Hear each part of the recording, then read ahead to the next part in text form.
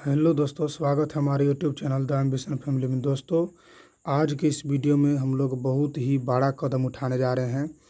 रुक्मिणी प्रकाशन का जो सार संग्रह है 18,000 प्लस क्वेश्चन का, जिसमें फुली प्रीवियस ईयर क्वेश्चन को लिया गया है, उसको आज से हम लोग देखने का प्रयास करेंगे। तो पार्ट बाय पार्ट वीडियो आएगा और जिसमें हर एक वीडियो में लगभग 100 से 150 क्वेश्चन हम लोग ऑनलाइनर के रूप में देखेंगे, जिससे आपको क्या होगा कि रिवीजन हो जाएगा अगर आप पढ़े हुए हैं। और नहीं पढ़े हुए हैं तो कम दिनों में ज़्यादा तैयारी, बेहतर तैयारी 18,000 प्लस क्वेश्चन का हो जाएगा ऑनलाइनर कॉम्पिटिटिव एग्ज़ाम का। और क्या है कि इसमें फुली प्रीवियस ईयर क्वेश्चन को समावेश किया गया है।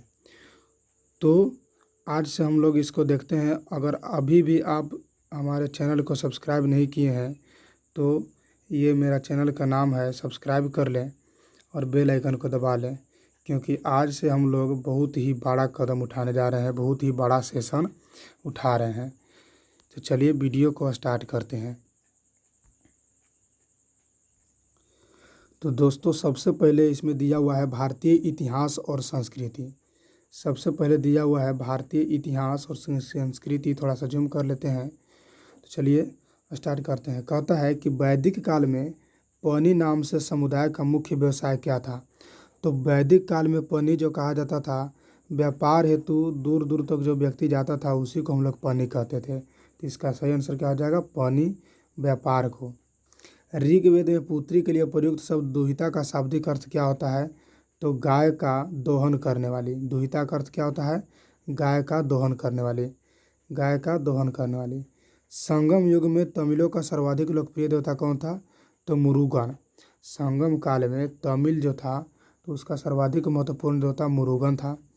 नेक्स्ट है, मोहम्मद बिन तुगलक ने किस धातु में सांकेतिक सिक्कों का प्रचलन किया था। तो कांस्य में। मोहम्मद बिन तुगलक जो था कांस्य में सांकेतिक मुद्रों का प्रचलन किया था। नेक्स्ट, गुजरात को जीतकर किसने उसे दिल्ली सल्तनत में शामिल कर लिया था। अलाउद्दीन खिलजी। अलाउद्दीन खिलजी जो था गुजरात को जीत करके उसे दिल्ली सल्तनत में शामिल कर लिया था। नेक्स्ट, अमीर खुसरो को किस गायन शैली का जन्मदाता माना जाता है। तो कव्वाली शैली का। कव्वाली शैली का इन्हें जन्मदाता कहा जाता है। ऐसा माना जाता है कि कव्वाली शैली का खोज किसने किए हैं। तो ये किए हैं अमीर खुसरो। आगे देखते हैं, कबीर की मृत्यु के पश्चात उनकी समाधि कहाँ बनाई गई थी। तो मगहर में। कबीर जब मरा था तो उनका जो समाधि बनाई गई थी वो मगहर में बनाई गई थी। अकबर नामक प्रख्यात लेखक अब्दुल फजल की हत्या किसने किया था। तो वीर सिंह बुंदेला ने। किसने बनाया था, वीर सिंह बुंदेला ने। अकबर के प्रख्यात लेखक अबुल फजल की हत्या किसने की थी। तो वीर सिंह बुंदेला ने। बागी शहजादे खुसरो को आश्रम देने के लिए जहांगीर ने किस सिख गुरु को मृत्युदंड दिया था। तो गुरु अर्जुन देव को। बागी शहजादे खुसरो को आश्रय देने के लिए जहांगीर ने किस सिख गुरु को हत्या करवा दिया था। गुरु अर्जुन देव। मतलब गुरु अर्जुन देव जो थे खुसरो को अपने यहाँ शरण दिए थे, जिसके कारण इन्हें क्या कर दिया गया, फांसी दे दिया गया था। पांड्यों का उल्लेख सर्वप्रथम किस विदेशी यात्री ने किया था। तो मार्को पोलो ने। मार्को पोलो जो था एक तिब्बत का यात्री था, जिन्होंने पांडे देश की यात्रा पर भारत आया था और यहाँ पांडे के लिए इतिहास लिखा था। तो इसका राइट आंसर हो जाएगा मार्को पोलो। ब्यास नदी का प्राचीन नाम क्या हो जाएगा, बिपाशा। ब्यास का प्राचीन नाम बिपाशा हो जाएगा। 6ठी शताब्दी ईसा पूर्व में वत्समा जनपद की राजधानी कहाँ थी। कौशाम्बी। पर ये सब तो याद होगा। पाटलिपुत्र नामक नगर की स्थापना किसने किया था। उदयन ने किया था। मगध का प्रथम राजवंश कौन था। तो हर्यक वंश था। बुद्ध द्वारा गृह त्याग को बौद्ध मतावलंबी क्या कहते थे, महाविनिष्क्रमण। बौद्ध जो गृह त्याग किए थे उसको कहा जाता था बौद्ध धर्म में महाविनिष्क्रमण। क्या कहा जाता था, मानव। तो जो बुद्ध गृह त्याग किए थे तो उसको क्या कहा जाता था, महाविनिष्क्रमण कहा जाता था। नेक्स्ट देखते हैं। नेक्स्ट कह रहा है कि सल्तनत काल में अश्वशाला के प्रधान को क्या कहा जाता था। सल्तनत काल में जो अश्वशाला के प्रधान होता था, अश्व का जो प्रधान होता था, उसे कहा जाता था अमीर ए आखुर। क्या कहा जाता था, अमीर ए आखुर। खालसा पंथ की स्थापना गुरु गोविंद सिंह ने कराया था। और कहता है कि खालसा पंथ की स्थापना तथा धर्माचार पाहुल को किस सिख गुरु ने चलाया था। धर्म प्रचार करने वाला एक पाहुल प्रणाली थी जिसको गुरु गोविंद सिंह ने शुरू करवाया था। विशिष्ट द्वैतवाद के प्रवर्तन कौन थे? रामानुजाचार्य। कौन थे? रामानुजाचार्य विशिष्ट द्वैतवाद, देखिए रामानुजाचार्य थे। खानवा का युद्ध कब हुआ था? 1527 में हुआ था। चोल वंश का संस्थापक कौन था? विजयालय। आगरा के लाल किला में मोती मस्जिद जो बनवाया था उस शाहजहाँ बनवाया था, बहुत ही इंपॉर्टेंट है। आगरा के लाल किला में जो मोती मस्जिद बनवाया था किसने बनाया था? शाहजहाँ।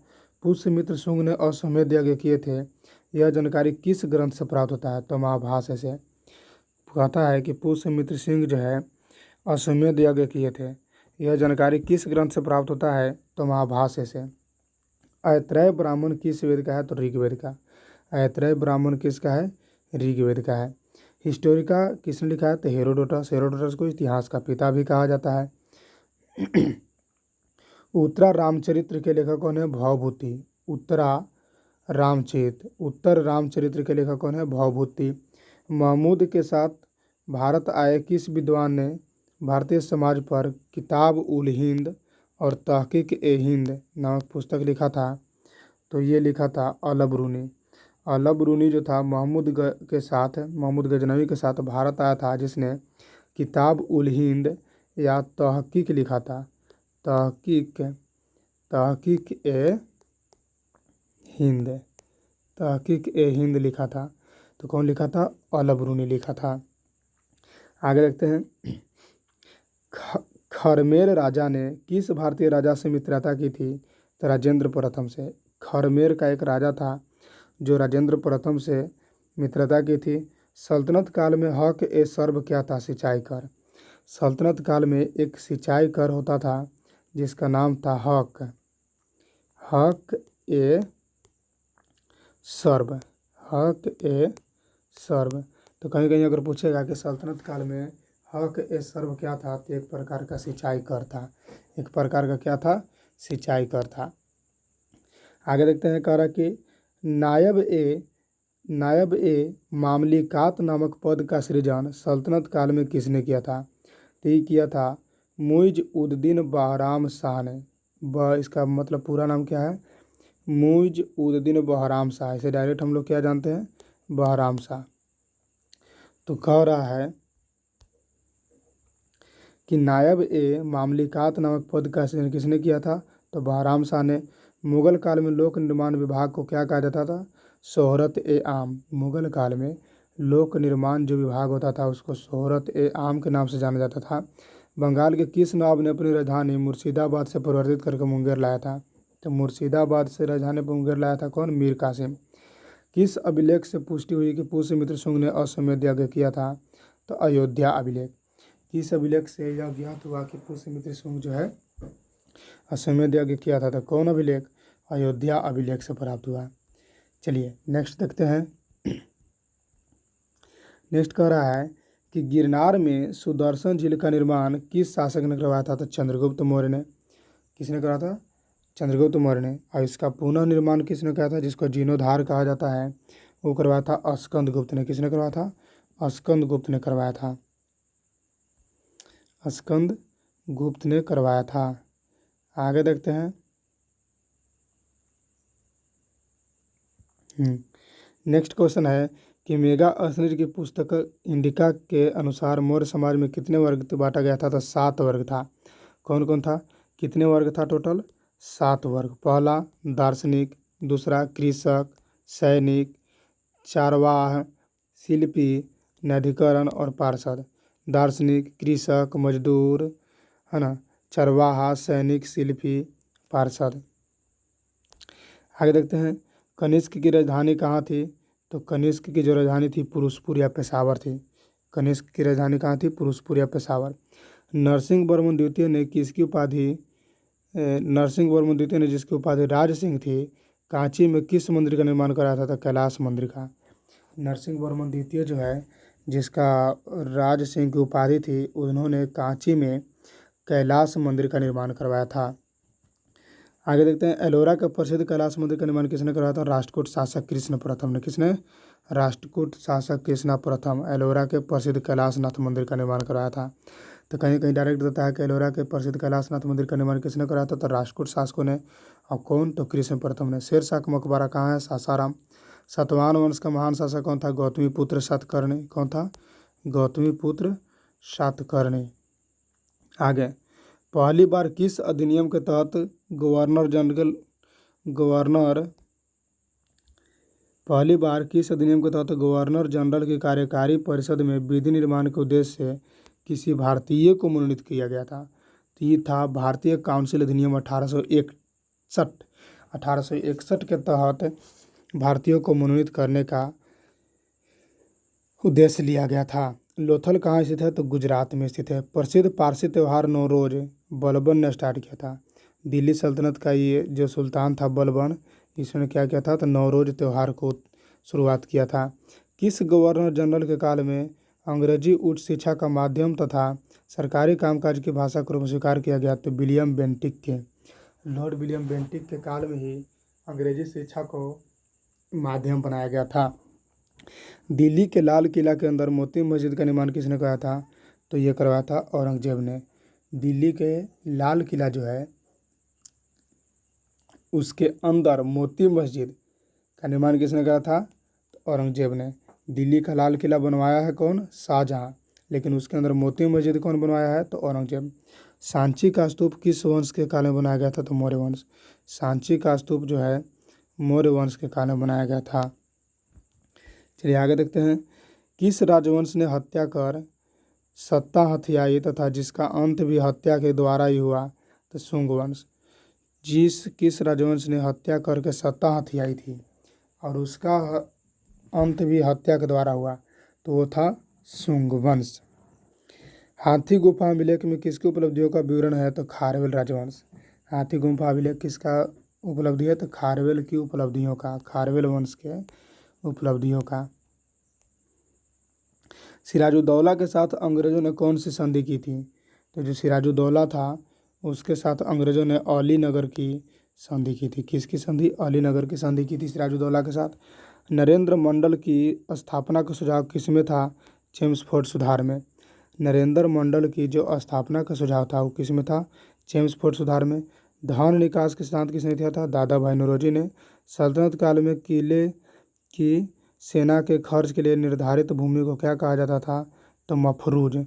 सल्तनत काल में जो किला के सेना के खर्च होता था उसको मफरूज कहा जाता था, उस भूमि को, है ना। सल्तनत कालीन प्रांत की सेना क्या कहलाती थी, हस्मे अतराफ।